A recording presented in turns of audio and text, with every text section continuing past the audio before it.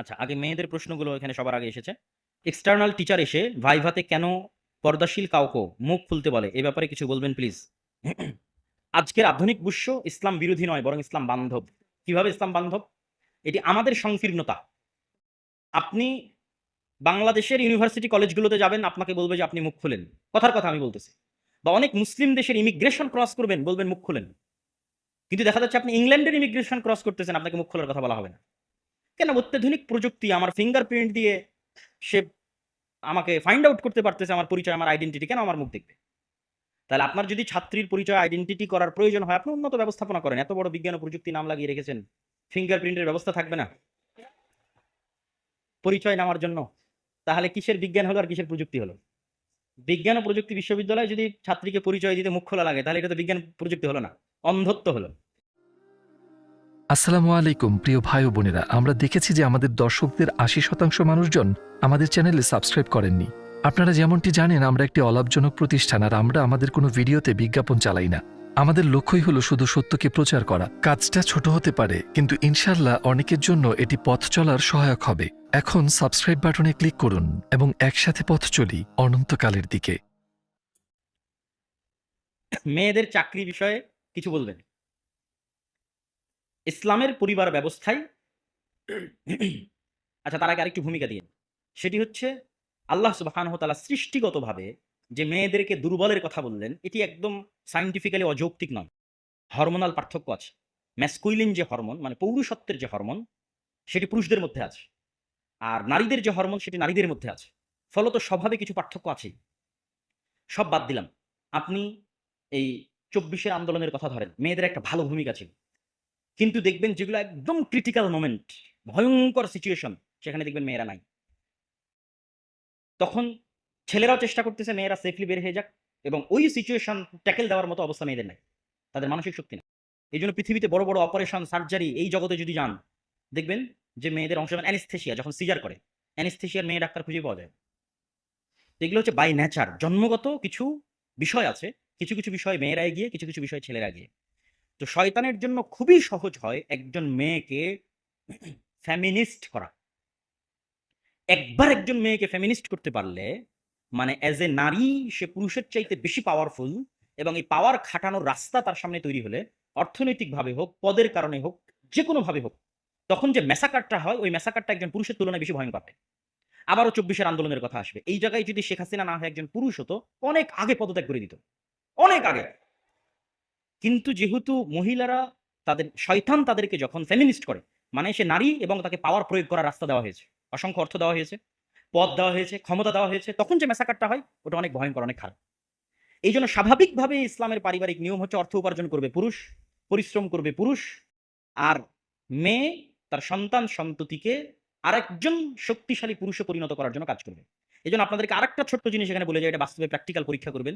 যেই নারী যত কোমল এবং যত ভদ্র, যত নম্র এবং যত পর্দাশীলা, তার সন্তান তত সাহসী, তত বীর বিক্রম, তত বীর পুরুষ।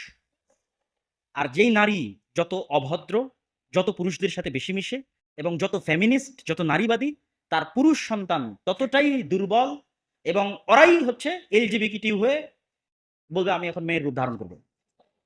কেননা তার মধ্যে পৌরুষত্ব শেষ হয়ে গেছে, নাই। এইটা আপনি বাস্তবে পরীক্ষা করে দেখতে পারেন। আর শয়তান এই জিনিসটা চায়। এই জন্য খালিদ ইবনুল ওয়ালিদ, তারেক বিন জিয়াদ কেমন মেয়ের পেট থেকে জন্ম নিবে, যে খুবই কোমল, খুবই নম্র, খুবই পর্দাশীলা, তার পেট থেকে খুবই ভয়ঙ্কর লেভেলের বীর বিক্রম, বীর পুরুষ, বীর মুজাহিদ জন্ম নিবে। তো এই জন্য ইসলাম চায় যে মেয়েরা এই সাইডটা দেখভাল করুক, পরিবার দেখভাল করুক, সন্তানকে খুব ভালোবাসা দিক, আদর দিক, যত্ন দিক, শিক্ষা দিক, এমন সন্তান তৈরি করুক পৃথিবী শাসন করবে। আর তার বিপরীতে সেকুলার সিস্টেম চায় যে মেয়েরা ফেমিনিস্ট হোক। তাহলে মেয়েদের ফেমিনিস্ট হওয়ার একটা অন্যতম রাস্তা হচ্ছে সে চাকরি করবে, টাকা ইনকাম করবে। তখন যে ম্যাসাকার হবে, সেই ম্যাসাকার সে কন্ট্রোল করতে পারবে না, মানসিকভাবে মহিলা কন্ট্রোল করতে পারবে না। ওই ব্যালেন্সটা পুরুষ রক্ষা করতে পারে। তখন মহিলা মানুষ জালিম হয়ে যায়, অত্যাচারী হয়ে যায়। দেখবেন এক মহিলা আর এক মহিলার উপর বেশি জুলুম করে। একজন পুরুষ আর এক পুরুষের উপর জুলুম করার চাইতে একজন মহিলা আর এক মহিলার উপর বেশি জুলুম করে। শাশুড়ি বৌমার উপর, বৌমা শাশুড়ির উপর, এইভাবে মানে মেয়েরা মেয়েদের প্রতি বেশি জুলুম করে। তখন ওই মেয়ে যখন আরো বেশি পরিমাণে ক্ষমতা পেয়ে যায়, তখন সে আর ব্যালেন্স করতে পারে না। তখন সেই জুলুমটা তার স্বামীর উপর শুরু হয়, জুলুমটা সন্তান সন্ততির উপর শুরু হয়। ফলত সমাজ ব্যবস্থা এবং পরিবার ব্যবস্থায় ব্যালেন্স করার জন্য যে পুরুষ, তাকে ইনকাম করতে হবে। সে ন্যূনতম হলো ব্যালেন্স। তার মানে সব পুরুষ ভালো, আমি এটি বলতেছি না, কিন্তু মোটামুটি স্বাভাবিক অবস্থায় একজন পুরুষ আরেকজন স্বাভাবিক নারীর চাইতে বেশি ব্যালেন্স করতে পারে। তাহলে কখন চাকরি করবে? যদি খুবই অসহায় অবস্থা হয় এবং যদি মনে করে পরিবার পরিজন, সন্তান সন্ততির ক্ষতি হচ্ছে না, জ্ঞান আছে, স্বামীর আনুগত্য করে, স্বামীর অনুমতি আছে, পর্দার লঙ্ঘন হচ্ছে না, এরকম ডট ডট ডট ডট অসংখ্য শর্তের ভিত্তিতে চাকরি করতে পারে। শায়েখ বর্তমান যুগের মেয়েদের ক্যারিয়ার ভাবনা নিয়ে কিছু নাসিহা করবেন দয়া করে। আশা করি এতক্ষণ যে প্রশ্নের উত্তরটা দিয়েছি তার মধ্যেই এই উত্তরটা নিহত আছে যে আমাদের মেয়েদের ক্যারিয়ার কি হওয়া উচিত। বিয়ের ক্ষেত্রে ব্যক্তিটি কি পূর্ব নির্ধারিত থাকে? মানে জীবন সঙ্গীর কথা বলছি, না দোয়ার মাধ্যমে আমার উত্তম জীবন সঙ্গী পেতে পারি? আল্লাহ সুবহানাহু ওয়া তাআলা নিজেই তাকদীর নির্ধারণ করেছেন, আবার আল্লাহ সুবহানাহু ওয়া তাআলা নিজেই দোয়া করার আদেশ দিয়েছেন। আল্লাহ সুবহানাহু ওয়া তাআলা নিজেই চেষ্টা করার আদেশ দিয়েছেন। সবার কথা বাদ দিলাম, আপনি মুসা আলাইহিস সালামের জীবনী পড়ে দেখেন। মুসা আলাইহিস সালামকে আল্লাহই বলছে তুমি যাও ফিরআউনের কাছে। আল্লাহ জানেন এখানে কি ঘটবে। তারপরেও আল্লাহ সুবহানাহু ওয়া তাআলা মুসা আলাইহিস সালামকে বলছেন তুমি দোয়া করো।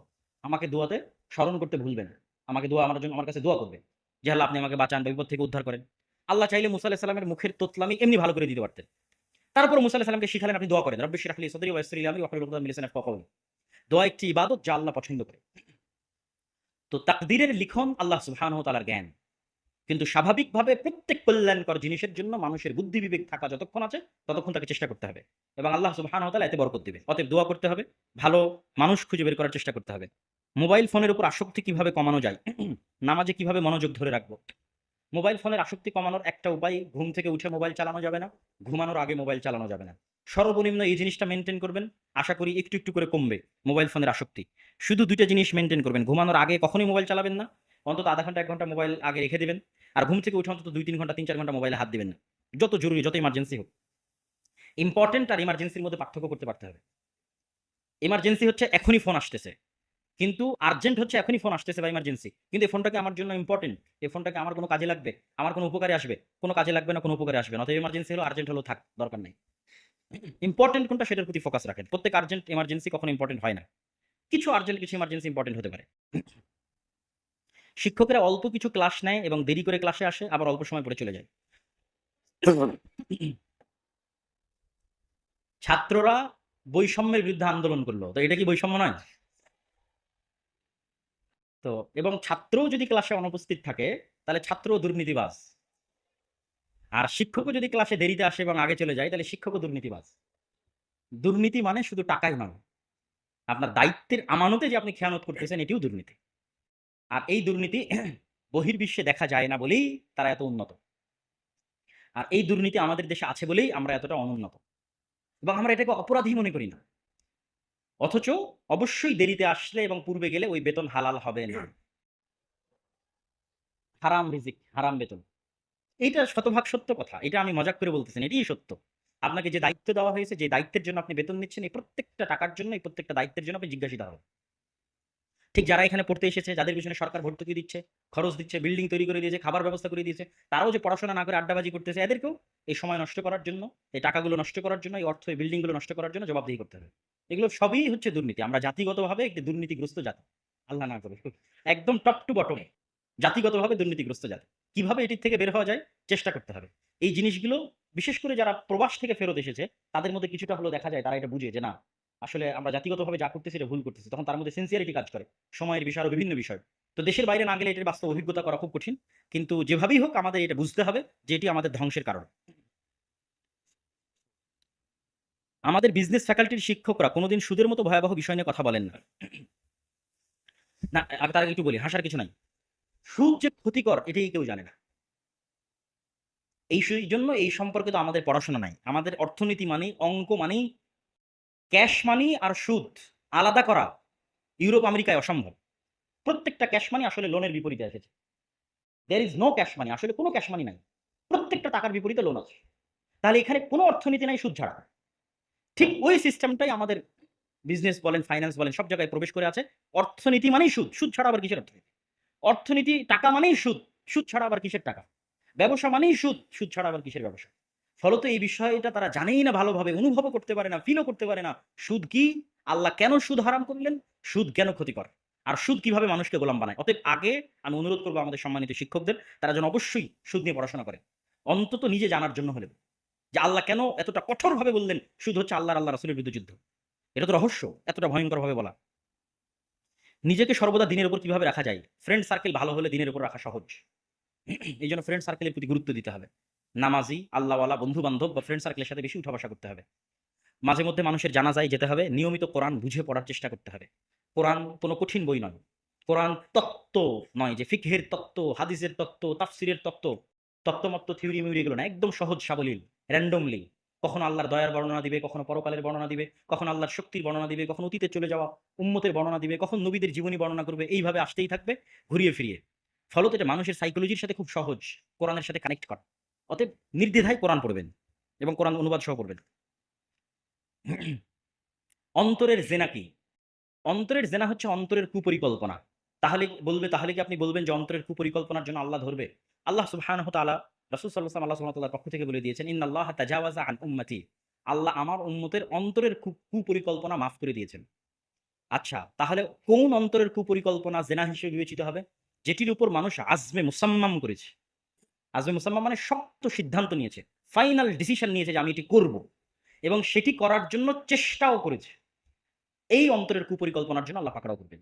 আর যে অন্তরের কুপরিকল্পনার উপরে সে শক্ত সিদ্ধান্ত নেয়নি, অন্তরের কুপরিকল্পনা এসেছে আবার আল্লাহর ভয়ে, না এটা করা যাবে না, বাদ দিয়ে দিয়েছে, এই অন্তরের কুপরিকল্পনা আল্লাহ এমনি মাফ করে দিবেন। মেয়েদের দায়িত্ব কর্তব্য কি এই উম্মার জন্য? এই উম্মার জন্য মেয়েদের সবচেয়ে বড় দায়িত্ব কর্তব্য হচ্ছে একটা শক্তিশালী সাহসী প্রজন্ম তৈরি করা, বিল্ড আপ করা, নিজে শিক্ষিত হয়ে নিজে দিনের জ্ঞান অর্জন করে নিজের সন্তান সন্ততিকে কিভাবে ভবিষ্যৎ প্রজন্মের নেতা বানানো যায়, লিডার বানানো যায়, উম্মার নেতা বানানো যায়, সেটির জন্য চেষ্টা করা। বাসায় বলার পরও না দিয়ে জবের পর মেয়েকে বিয়ে দেওয়ার ডিসিশন নেয় বাবা মা। এতে বাবা মা দায়িত্ব সঠিক সময় পালন না করে মেয়ের ক্ষতি করতেছে অজান্তে, যা বর্তমানে ট্রেন্ডিং। এটি নিয়ে কিভাবে প্রতিকার পাওয়া সম্ভব?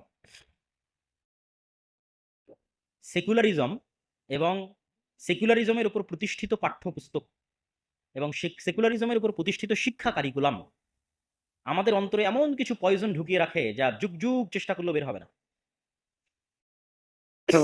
তার একটা হচ্ছে এটা, আগে কেরিয়ার পরে বিবাহ।